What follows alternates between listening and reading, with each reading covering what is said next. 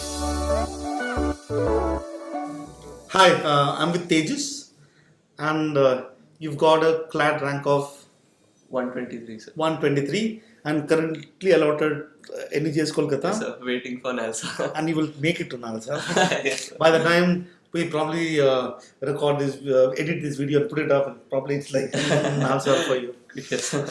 So Tejas, you're basically from Chennai Yes, sir. and travel all All over over India. India. Landed up in Mumbai in your 11th standard. Yes, sir. And did it have positive impact?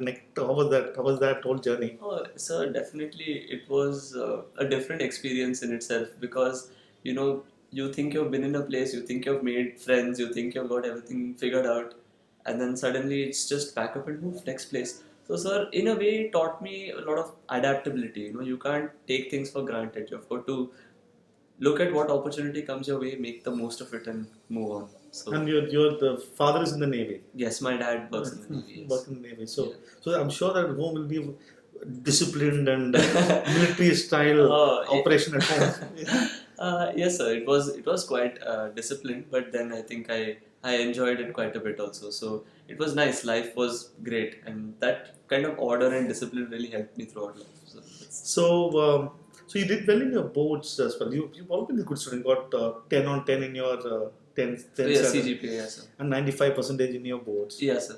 with a CLAT grade score. Yes, sir. Thank you. So, how did you kind of did you, apart from this, did you do other stuff or is like Oh this? no, sir. Just school and CLAT. So you are studies and studies and so um, so how was your typical schedule like? So what you would So my schedule would be on a regular school day. I would be at school from around 8 to 2.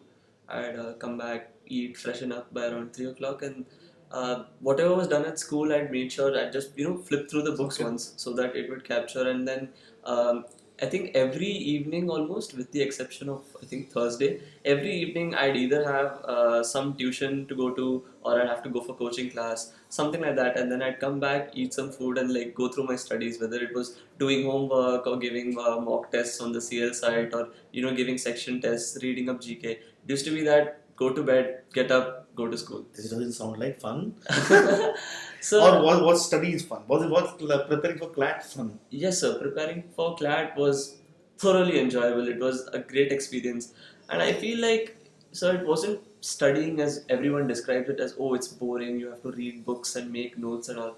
But I just thought of it as something that it was challenging me intellectually, and it was making me better and better. And so I got so interested and involved in it. Like I wanted to see how far I could push myself and how high I could go. So that way, studying isn't boring. It's you just have to think of it as a challenge that's there in front of you because you're good, and if you can overcome that challenge, you're way better. That feeling is. So, and what was your favorite things to study during your CLAT prep? So during CLAT prep, I will admit I'm guilty of studying a lot of English and logic because those two subjects really like stood out to me for some reason. In logic, especially verbal, critical reasoning, analytical reasoning, like I just loved it so much. Like I would do it for hours on end and then realize, oh no, I have to do legal, or I didn't revise my math for today. So yeah, English, logic, definitely I love studying, and because of my faculty also, legal suddenly, I was never the best student in legal in 11th, and then because of my faculty, then I suddenly realized that there was so much I was missing out on, and yeah, it helped my score and it helped me as a person as well. So how did you manage your GK? Been very regular. Uh, Yeah, so I mean, when it comes to GK, I think like a lot of people told me to look at various sources. So people told me, a friend of mine actually told me, why don't you read every single newspaper there is? And I feel that, in my opinion, the best way to do GK is just simplify it to 2 or 3 sources and then do those consistently. Correct. Like, so I thought, I devote my entire time to doing Manthan, which was CL's weekly updates. Those were great. They provided me with all relevant information and additional information, and I used to watch those videos that told you, which data is relevant and how you can apply it. And I used to do the month end quizzes, and then I think I just used GK Today and Affairs Cloud just as a secondary So- quizzing source, just to see if I could. So you used to take the quizzes there. Yes, sir. I used to take the quizzes just to see if I could retain that knowledge and apply it in an exam-like scenario. So that's what I did. So I feel like GK, 2-3 sources, and I just did them as thoroughly as possible. And what about the mock tests? You've taken all. Yes, I must have given close to 60-70 mocks easily, and then I would give the mock, and then I would go through it and see where I was going wrong. And then what I'd do is I'd compare it to every single mock I'd given before that, and then see whether my scores were going up and which section I had to focus on, or which section I thought I'd invested time in but it wasn't paying dividends. So I'd think of it that way, like not only from an analysis point of view but also from like a scheduling point of view. So I think it gives you the sense of direction as to Yes. what is that you have to do. What Absolutely. So there's no point putting in 10 hours a day studying something that will never come. Correct. You might as well know that, all right, this topic is my weak area, so I should invest 10 hours in this, and that'll only come from analyzing mocks. And so when I couldn't do it, I talked to my parents, they'd give me some insights. I talked to my mentors, they'd give me another viewpoint on it, and I'd realize, wow, I'd never thought of that before, and that helped me immensely. And your teachers here, did they help you? Oh, sir, absolutely. I honestly don't know. I can't thank them enough. I feel that it was almost like 24/7 they were there. I mean, any doubt I had, even though they would have told me so many times before, any doubt I had, any time they'd reply really fast, and the solution they'd give was such that I would never have to ask that question again. So yeah, without them, this would have been impossible. And back home, parents, your father is a GK buff, I heard. Yes, my dad, yeah, definitely, he's a GK buff.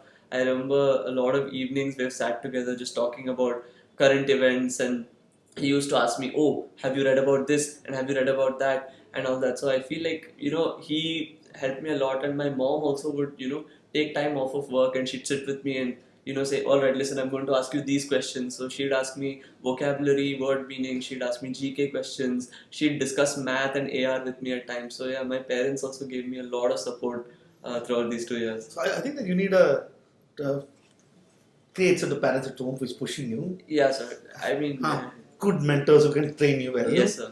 And then rest is about you fighting and for putting that effort in the journey. Yes, sir, absolutely. I mean, at the end of the day, it's all about how hard you work and in what direction you wish to go.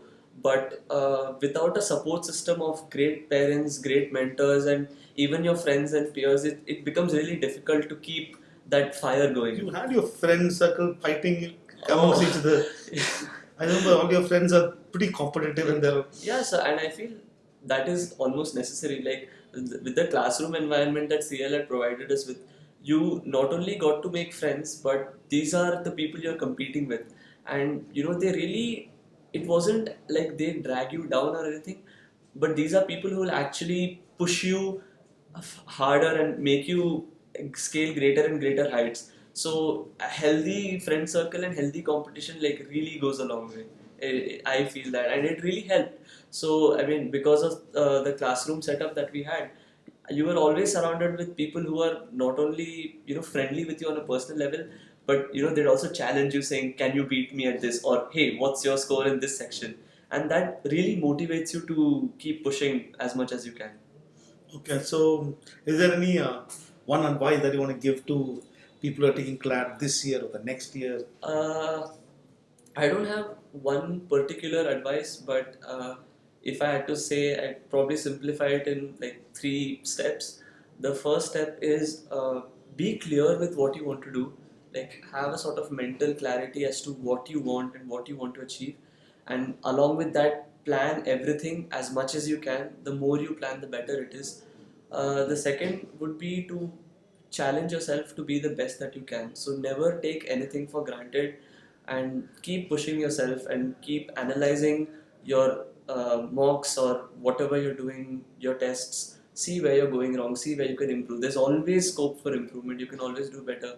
And third, please listen to your mentors and your teachers. They've been there, done that many times. They've helped a lot of students, and they have invaluable experience, and that is really going to help. So if I had to say anything to future CLAT aspirants, it's that you can do it. Just be clear and keep going. Yeah, be clear and keep going. Thank you so much. Thank you, sir. All the very best. Thank you. Hope you'll have fun in your National Law University. Yeah. You've been studying so hard. Yes, sir. Please go there and also manage some time to take out. Oh, definitely. Do some great extracurricular activities. Yeah, yes, sir, definitely. All the best. Thank you, sir. Thank you. Career Launcher. Make your parents explode with joy.